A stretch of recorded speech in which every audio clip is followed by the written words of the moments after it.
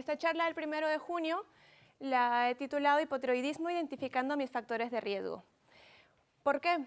En esta charla lo que me gustaría mucho es de que las personas que asistan puedan identificar sus factores de riesgo que tal vez pudieron ser los desencadenantes para desarrollar la patología, en este caso un hipotiroidismo de Hashimoto. Muchas personas podrían comentar ahora de que una patología autoinmune como esta tiene que tener un factor genético sí o sí, y es real, pero no solamente importa el factor genético. No significa que porque una persona vaya a tener un gen específico que predisponga a una patología, la vaya a desarrollar, sino que acumulando muchos factores de riesgo, en algún punto de su vida la vaya a manifestar la patología. Y es de estos factores de riesgo que me gustaría hablar este día. Por ejemplo, existen muchos de estos como toxinas, micotoxinas. Con esto me refiero a hongos que están presentes en alimentos, también en los edificios por la humedad, que esos tienen un valor muy importante con el sistema inmunológico.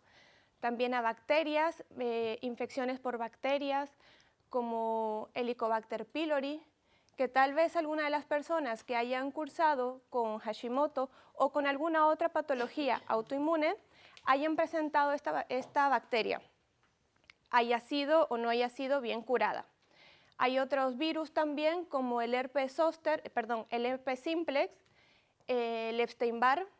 Son distintos tipos de bacterias, virus, parásitos que han llegado a ser un factor muy importante para desencadenar una patología, en este caso autoinmune. Yo miro esto de los factores de riesgo, lo que quiero decir es, yo siempre a mis pacientes les pongo el ejemplo. Una persona tuvo que haber tenido un gen específico que pueda ser predisponente a una patología, ¿vale? Pero ¿qué es lo que hace que esta patología vaya a aparecer?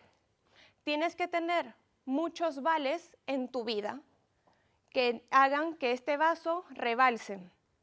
Por ejemplo, lo que hablaba Elena, la niñez, cómo fue el parto, cómo fue alimentada la madre. Estos son factores o vales que se van acumulando desde que somos muy pequeños, desde que estamos en el útero, desde que ni siquiera tal vez estamos pensados en ser concebidos.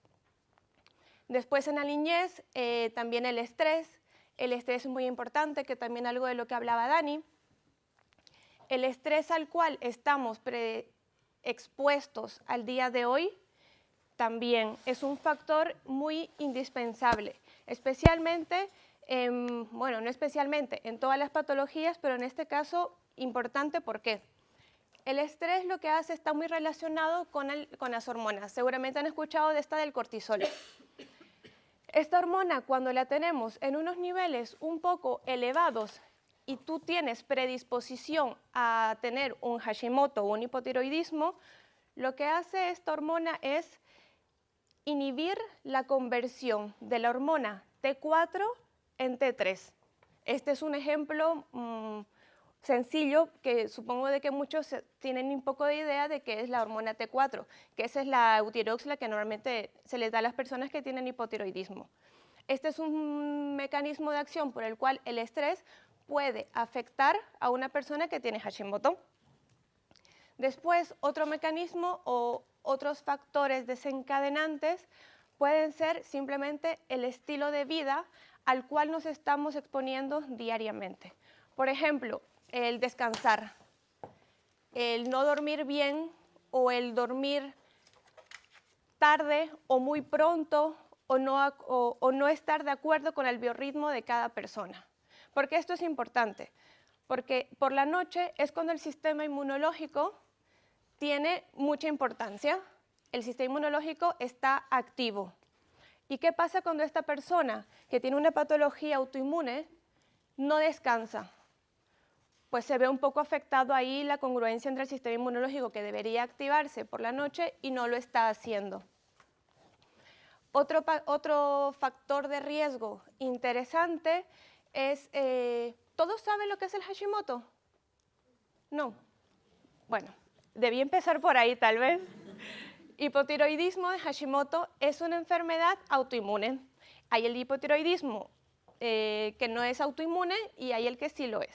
En este caso, el hipotiroidismo autoinmune es cuando el sistema inmunológico, en pocas palabras, va y ataca a la glándula tiroidea. Por lo tanto, esta glándula se inflama y al inflamarse produce una disminución de la secreción de las hormonas tiroideas, de la T4 o T3. Por lo tanto, la respuesta que está dando el sistema inmunológico es atacar a la glándula en sí, que no es la respuesta que debería dar. ¿Por qué? Porque el sistema inmunológico, ¿qué es? Es el que nos tiene que es el que nos tiene que proteger, nos tiene que cuidar de los agentes externos o tóxicos. El sistema inmunológico es capaz de diferenciar los tejidos o las sustancias externas de las nuestras, protegiéndonos así y no atacando a nosotros mismos. Pero ¿qué pasa qué ha pasado, qué ha sucedido cuando este sistema inmunológico empieza a atacar la glándula tiroides? ¿Por qué ha sucedido esto? Uno de lo que vamos a hablar es que todos estos factores de riesgo que estoy mencionando, lo que hacen es que el sistema inmune se ha visto muy, por decirlo, desgastado o ha tenido mucho trabajo durante un periodo muy largo en nuestra vida y entonces ha empezado a cometer errores, en donde ya no sabe quién es quién. Y cuanto más sustancias o toxinas desencadenantes, este sistema inmunológico va a atacarnos más. Y es allí cuando eso se puede ver en analítica, por ejemplo, en los anticuerpos antitiroideos, que esa es la diferencia, una de las diferencias entre un hipotiroidismo convencional y un hipotiroidismo autoinmune. Cuando tenemos mayor cantidad de anticuerpos, estos anticuerpos significa que hay sustancias que están atacando a nuestro tiroides, que nuestro mismo sistema inmune nos ataca. Luego, otro factor de riesgo de los cuales voy a mencionar, la alimentación. La alimentación es bastante importante, ¿por qué? Porque comemos todos los días y se supone que la alimentación que debemos de comer tendría que ser para aportarnos recursos, aportarnos nutrientes. ¿Para qué son utilizados estos recursos y estos nutrientes? Para que puedan secretar correctamente nuestras hormonas, nuestros tejidos, nuestras glándulas, puedan secretar correctamente todas sus hormonas, poder funcionar correctamente.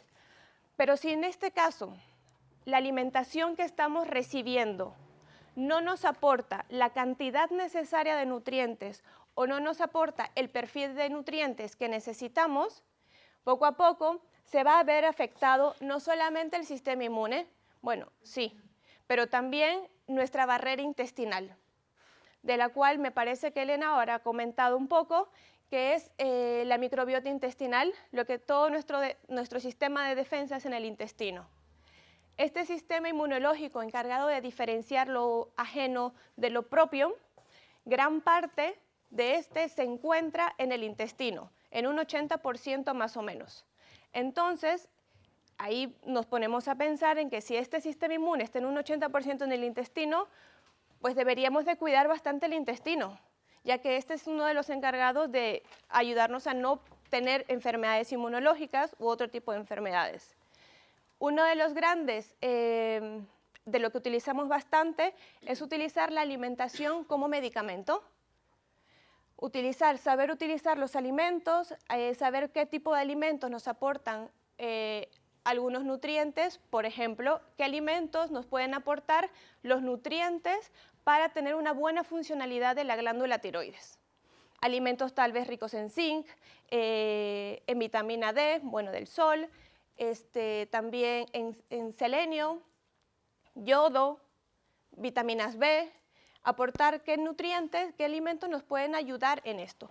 Pero también hay que saber qué alimentos o qué tipo de perfil de alimentos hacen que nuestro sistema inmunológico se equivoque aún más. Entonces, por una parte es aportar un perfil de alimentos buenos, pero también conocer y saber identificar cuáles son este tipo de alimentos que no son tan adecuados para poder manejar una patología, en este caso autoinmune.